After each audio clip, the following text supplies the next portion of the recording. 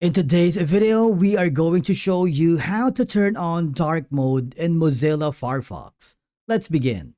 Now, the first thing that you need to do, open Firefox and then go to the top right corner where you can see the three horizontal lines and then scroll down to settings.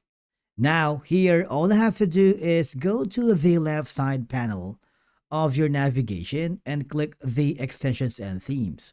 Right now, I am using the light theme. And if you want to enable the dark mode, of course, you can simply choose the dark theme that you have here. For example, this one, the dark, just click the enable.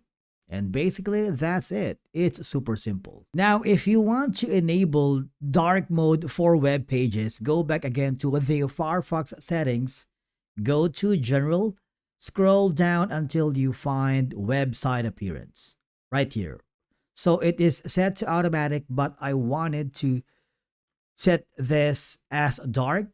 This allows Firefox to request dark versions of websites that support it. But let me tell you that not all websites stay in dark mode. For example, in our YouTube channel, unless they have their own built-in dark theme or use an extension. And basically, that's it for today's video on how to enable dark mode in Mozilla Firefox. Thank you so much for watching. We will see you again in the next video.